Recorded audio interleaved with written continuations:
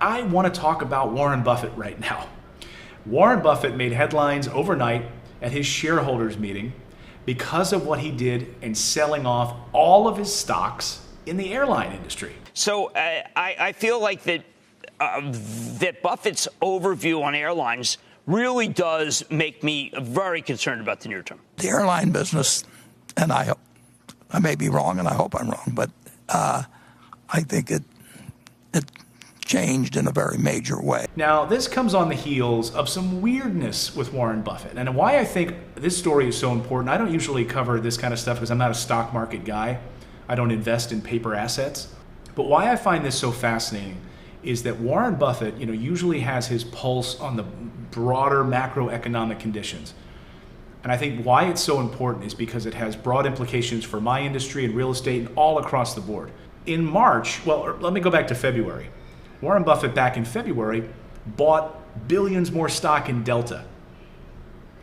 At the end of February, at this stage, airlines had already been cutting back, travel was already being restricted, and Warren Buffett, who's usually like this, oracle of Omaha, goes sort of all in on airline stocks.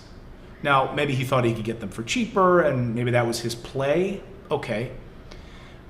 But I often want to watch what Warren Buffett does, not what he says. Because what he says sometimes runs counter to what he does. So then in February, he buys airline stock. And then a few weeks later, in an interview, he sits down and he says, no, I'm not going to sell any airline stock, when airlines at that point were already hemorrhaging. And he's like, why would I sell them? Why would I sell airline stock? But there will be interruptions, and I don't know when they will occur, and I don't know how deep they will occur. I do know they will occur from time to time, and I also know that we'll come out better on the other end. So it doesn't sound like you're selling airline stocks today. I won't be selling airline stocks. And then 2 weeks later, he sells off billions of dollars of airline stock. So then he's fine. He sells off all these stocks, and people were wondering what's going on here. But he said he wouldn't address it until the May shareholders meeting for Berkshire Hathaway. So he did. And he answered this question last night. It's obviously changed in the fact that the four companies are each going to borrow, perhaps an average of at least 10 or 12 billion each. Well, you have to pay that back out of earnings over some period of time. I mean, you're 10 or 12 billion dollars worse off if that happens. And of course, in some cases, they're having to sell stock or sell the right to buy a stock at these prices. And that takes away from the upside down. And I don't know whether 2 or 3 years from now that as many people will fly as many passenger miles as they did last year. They may and they may not. And he said, look, it wasn't a matter of the infrastructure of the companies, the management, everybody. The management was great. It wasn't reflective of that at all. It's something deeper. So what's deeper here? And this is where I want you to focus. What he said was deeper is that the airline industry right now is fundamentally altered for the foreseeable future. And the way he said, almost kind of phrased it like we're never going back to the way it was. What did he mean by that? Well, he meant that we're not going to be flying as much. And he said, do you really think that companies are going to be flying their executives and people all over the place on a regular basis? I had friends that would fly all the time. They were going every week, they were flying to some event, doing something else. With all of these events canceled and these large-scale gatherings, companies cutting back tremendously, what he sees is not just the airline. He sees a total alteration of business.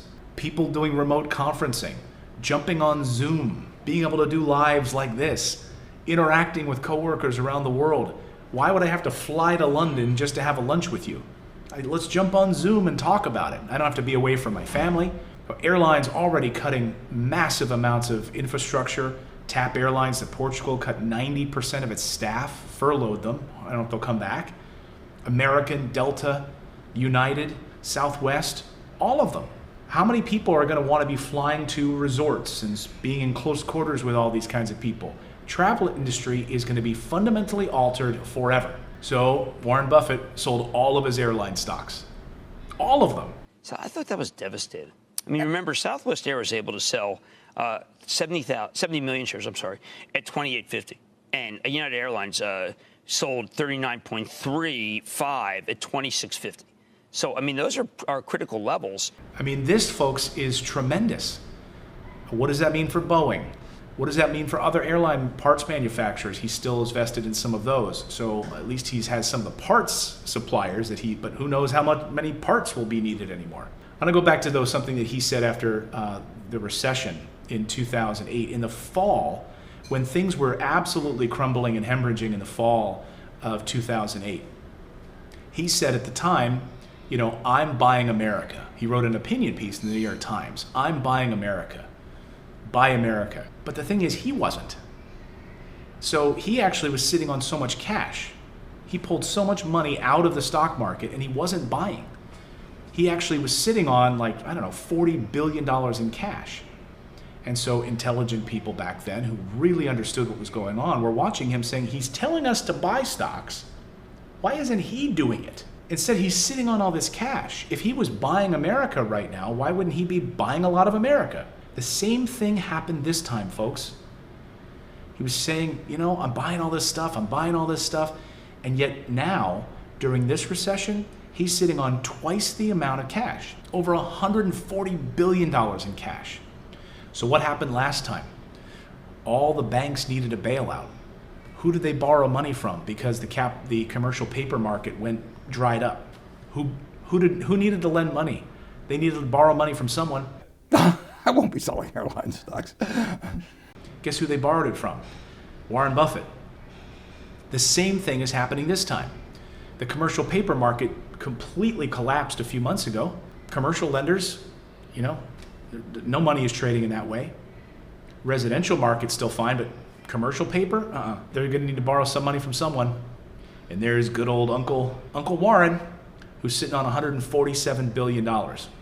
So that's why, I love watching what he does, not what he says. It reminds me of when Steve Jobs, they were already working on the video iPod, to play video on the video iPod, which was my first iPod, by the way. And when asked about it, would they ever bring video to the iPod, Steve said, no one wants to watch video on an iPod. But they were already working on it at Apple because he didn't want to give anyone a heads up. That's how these guys do it. So watch what he says, not what he does. So Warren Buffett's selling all of his airline stocks. I don't care about Berkshire Hathaway. That's not my concern. I'm not a stock investor. But what it says about the future of our country and the reopening of America, what this will look like. I mean, what about you? Are you going on a summer vacation? Are you planning to fly anytime soon? Are you going to go to some large gathering, some resort somewhere? With the risks associated with this virus still out there? Let me know. I would love to know in the comments if you plan to make a change. Are you going to live life the way you normally will? You going to go to, Myrtle Beach like you normally do? Or are you changing? So airline industry is going to be completely altered going forward. The future of business is going to be completely altered. And look, we can whine about it. I think now is the opportunity for us to build a business from home. I think create something that creates cash flow and stop relying on other businesses to put a paycheck in my pocket. Stop relying on other, a W-2 job, a 401k, government currency. Start thinking about how can you build a business from home. This is the new normal. And working for somebody else might be a very limited thing going forward. So that's our update for this afternoon. I hope you guys are doing well, surviving all of this. Tanya says, no, I'm not going on any vacation. You're driving to Houston next month. You're not driving, Jason? Would you normally fly there? Keisha says, I was going to go on a vacation to a cruise, but they give us credit back. I want my money back. So they give you a credit. They didn't give you your money back? Sounds like Disney fired people right after the furlough. Did they? No way. Sherry Cruise. That's interesting. Friends from Disney who were furloughed at Disney said they were told they have to reapply for their jobs. Finding Agartha. All we care about is getting money, not your history stories. Well, that's ignorant. I have no tolerance for ignorant people. If you don't understand history, you're doomed to repeat it. understanding the historical context of what we see. The people who want to complain right now that they're out of money, they don't have money, they had the opportunity after 2008, 2009 to get their money out of the stock market, stop working for somebody else, stop investing in a 401k that got decimated, and start building cash flow, build a business, invest in real estate, things that are a hedge against this mess. Then all these people got a little cocky, no, economy's fine, everything's fine. They go back, and now they want to complain again. You have to get financially educated. Otherwise, you're doomed to repeat this stuff. Thank you, Jason. Thank you for explaining about the history. It's so important to our present and our future. Thank you so much. It is. It's incredibly important. Because people have such short-term memories. We've been through similar things before, and we come out completely altered. So all the people kind of complaining, like, when are we going to go back to normal? We're not.